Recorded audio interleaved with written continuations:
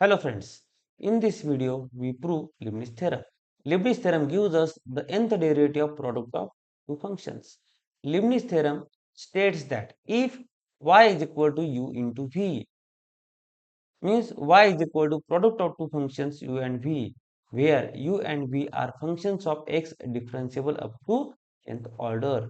Then y suffix n is equal to y suffix n means nth order derivative of y with respect to x is equal to nc0 u n v. Un means nth derivative of u with respect to x plus nc1 un minus 1 into v1.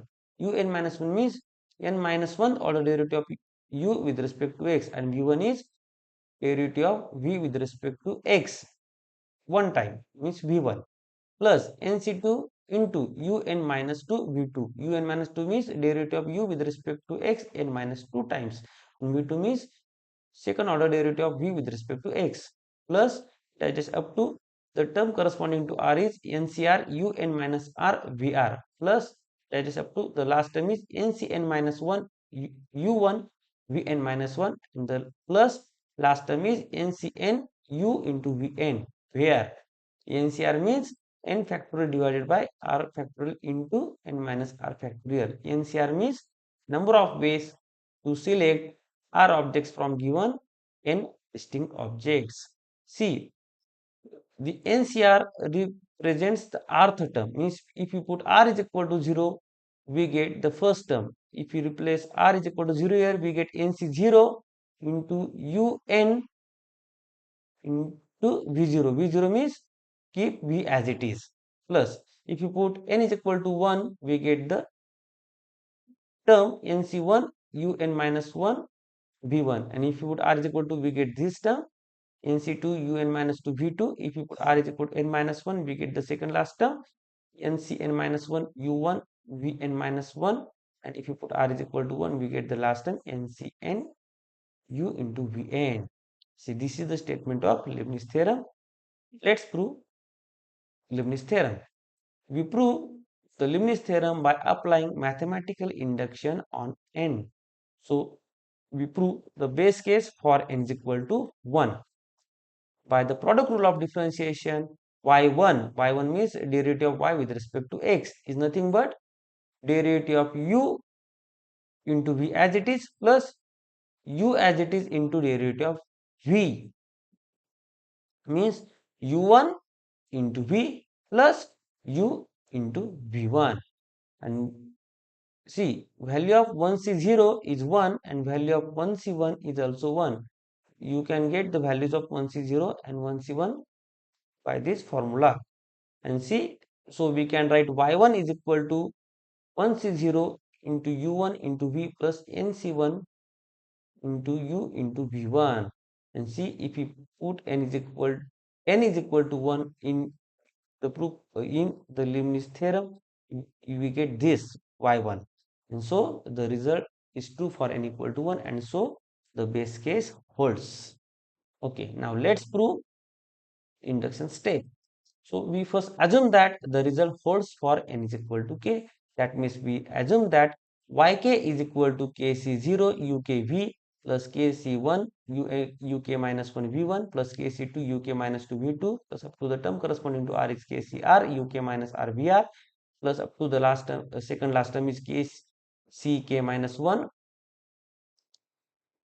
u1 vk minus 1 plus kck u into vk.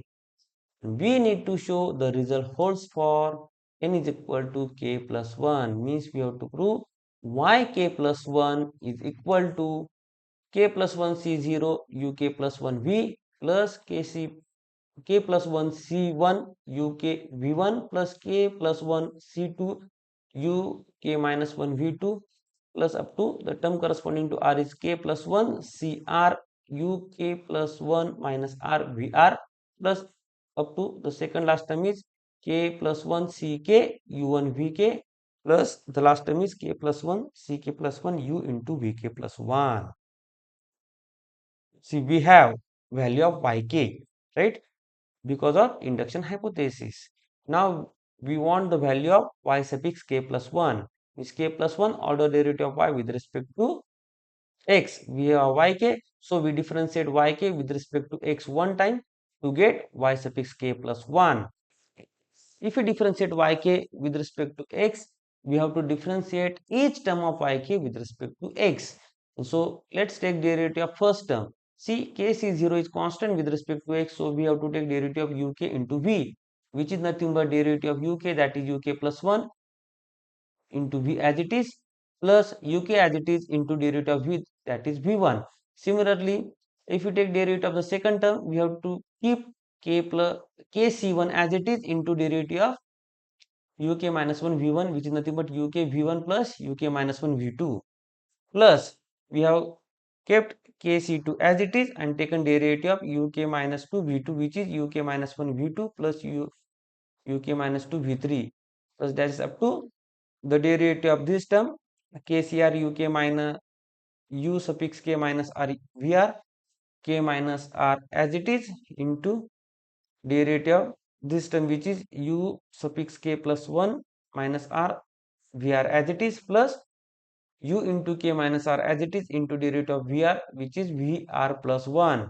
plus that is up to keep k c k minus 1 as it is and take derivative of u1 into vk minus 1, which is u2 into vk minus 1 as it is, plus u1 as it is into derivative of vk minus 1, which is vk, plus kck into derivative of u into vk, which is u1 into vk plus u into vk plus 1. Now we have applied distributive property to all terms and multiplied kc0 to these two terms, we get kc0 uk plus 1 into v plus kc0 into uk into vk. Similarly, applying distributive property on this term, we get kc1 uk v1 plus kc1 uk minus 1 v2, plus applying again distributive property, we get kc2 uk minus 1 v2 plus kc2 uk minus 2 v3, that is up to kcr uk plus 1 minus r vr plus kcr uk minus r vr plus 1, plus that is up to applying distributive property on this term, we get kck minus 1 u2 vk minus 1 plus kck minus 1 u1 vk, plus and applying distributive property on this last term, we get kck u1 vk plus kck u into vk plus 1. Now from the second and third term, we have taken uk into v1 common, in bracket we have kc0 plus kc1. Similarly, from the fourth and fifth term, we have taken uk minus 1 v2 common, in bracket we have kc1 plus kc2. Similarly, from the term corresponding to r, we have taken u suffix k plus 1 minus r vr common, and we have in bracket kcr minus 1 plus kcr. And from the second last term and previous term, we have taken u1 vk common, so in bracket we have kc k minus 1 plus kck and the last term as it is.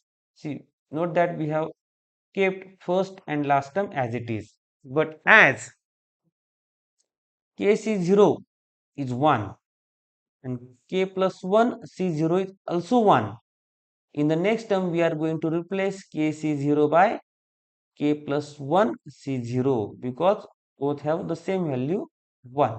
Similarly, the value of kck and value of k plus 1 ck plus 1 is also 1. In the next term we will replace kck by k plus 1 ck plus 1. Note that the value of kcr minus 1 plus kcr is k plus 1 cr, so we can replace kc0 plus kc1 by k plus 1 c1. Similarly, we will replace kc1 plus kc2 by k plus 1 c2, and we will replace kck minus 1 plus kck by k plus 1 ck, and we get the value of yk plus 1, you can see here. and you can see that this matches the form we wanted to prove for n equal to k plus 1. Thus, the result is true for n equal to k plus 1. And so, by the principle of mathematical induction, Leibniz theorem holds for all integers n greater equal 1. Hence, we have yn is equal to nc0 un into v plus nc1 un minus 1 v1 plus nc2 un minus 2 v2 plus that is up to the term corresponding to r is ncr un minus r vr plus that is up to the second last term is ncn minus 1 u1 vn minus 1 plus ncn u into vn is proved. Friends, in this video we proved Leibniz theorem. Thank you for watching the video.